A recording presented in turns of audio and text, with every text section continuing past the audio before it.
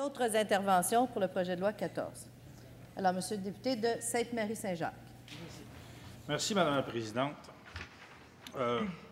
Comme je suis quand même un novice à l'Assemblée nationale, je me demande si le mot « culotté » est parlementaire ou non. Il ne l'est pas. En tout cas, je trouve que ça prend du front autour de la tête, comme disait mon père, je vais commencer avec une aparté, pour venir fêter le 50e anniversaire de la phase 2 de la nationalisation de l'électricité, alors que le gouvernement, qui a le plus été en contradiction, pour ne pas dire a trahi l'héritage de Jean Lesage et de René Lévesque, et le gouvernement précédent. Qu'on parle d'Hydro-Québec Gaz et Pétrole, qui a été démantelé, qui a été privatisé, qu'on parle des petites centrales qui sont allées au privé, qu'on parle de la centrale de Bécancour qui est allée au privé, qu'on parle de l'éolien qu'on a voulu faire du privé. Bref, la liste est tellement longue, je trouve ça vraiment incroyable qu'on vienne ici vanter les vertus de Jean Lesage et de René Lévesque après les avoir trahis. Maintenant, allons sur le projet de loi 14. Le projet de loi 14, Madame la Présidente, je suis ici aujourd'hui pour parler de langue parlée, de langue écrite, de langue de travail, d'éducation, de culture, de langue de la survie, de l'épanouissement d'un peuple. J'ai été étonné d'entendre la députée de Gatineau, plutôt, qui semble pressée, effectivement, dire « on ne veut pas de coercition ». Monsieur le député de Sainte-Marie-Saint-Jacques, on ne peut pas tenir de tels propos ici en cette Chambre. Je vous remercie. Je vais vous demander de les retirer. De retirer le fait qu'elle est pressée de s'en aller? Non, le fait que vous ayez... Le fait que les propos que vous venez de donner. Merci. De dire que on ne veut pas de coercition, mais qu'on dise la loi 101 est une bonne loi, il ne faut pas en mettre plus. Pourtant, la loi 101 est une loi coercitive. Et on dit on ne veut pas rouvrir la loi 101, sauf quand vient le temps de l'affaiblir. Ça, pour ça, c'est correct. Pas de problème là. Vous savez, moi, je suis né à Montréal. J'ai grandi dans ce qu'on appelait à l'époque le Montréal English. Moi, je me suis fait dire, quand j'étais jeune, « speak white ». Mon père a été militaire, et mon père s'est fait dire dans l'armée « speak white ». Donc, cette loi-là, la loi 14 dont on parle, pour faire la promotion du français... Ah oui, c'est vrai. Bref, ce dont je parle, c'est qu'on a fait beaucoup de chemin, entre autres, et en grande partie, à cause de la loi 101, qui est une loi en partie coercitive. Oui, la promotion, mais oui, aussi la coercition. La loi 101, en 1977, a été une loi auquel les libéraux, à l'époque, se sont opposés. Qui, aujourd'hui, ces gens-là, sont les mêmes qui viennent nous vanter les vertus de la loi 101. Quand on appelle ça parler des deux côtés de la bouche, à la même période, en 1977, aux États-Unis, le gouvernement de l'époque avait besoin d'une mesure coercitive en environnement. Ça va certainement interpeller le député de Mont-Royal. Norme coercitive pour réduire la consommation des véhicules, parce que les véhicules consommaient trop, polluaient trop. On a mis en place ces normes-là se sont révélées efficaces. Donc, pendant les premières années de la mise en application des normes de consommation des véhicules, la consommation a diminué radicalement.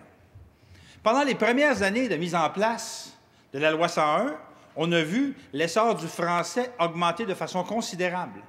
La fierté par rapport au français augmenter de façon importante.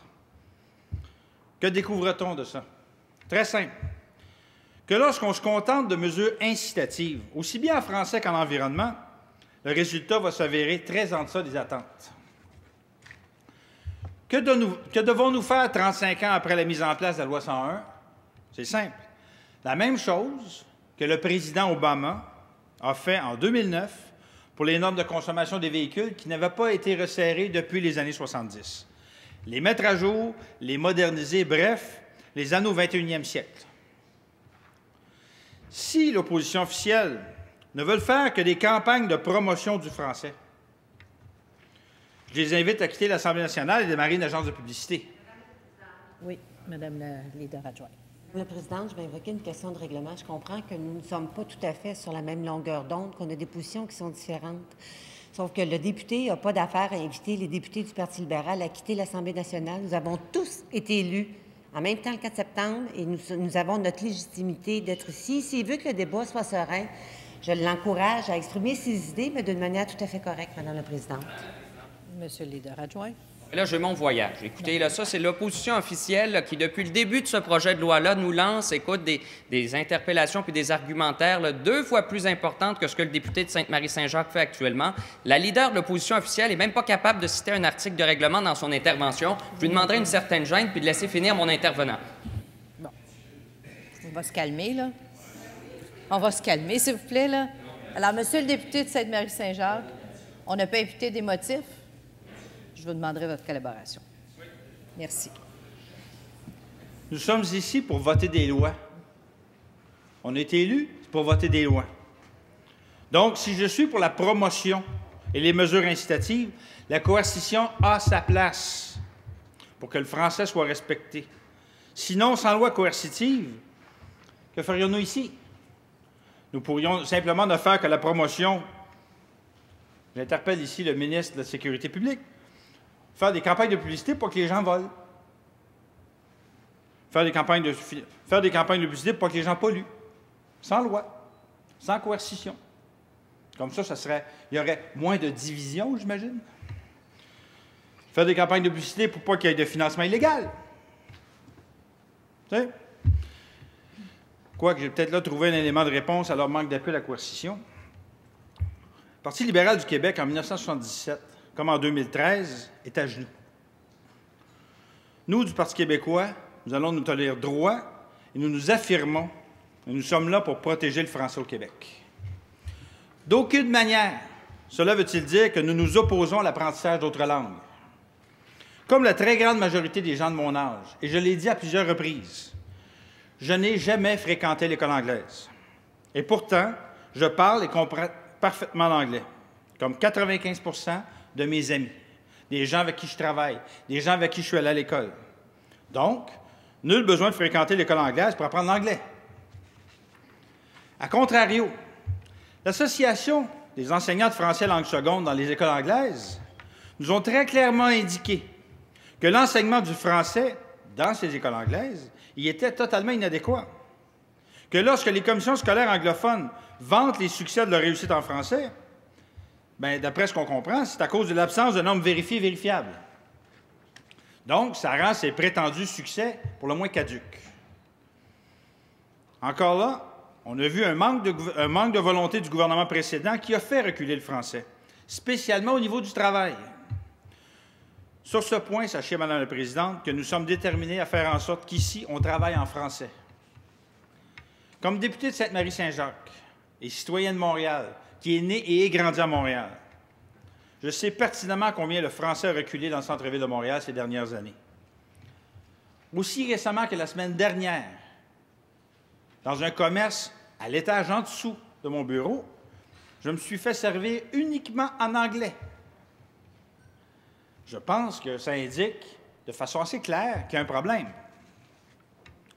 Nous sommes par ailleurs déterminés à faire en sorte qu'on travaille et qu'on s'exprime en bon français, comme le dirait mon ancien collègue et bon ami, M. Duval, qui est récipiendaire du prix Georges-Émile Lapalme, en bon français écrit, en bon français parlé. C'est important, ça. Pour finir, Madame la Présidente, je dois souligner le fait que des élus de l'opposition officielle se sont exprimés ici, hier, en anglais, en cette enceinte. Madame la leader de l'opposition.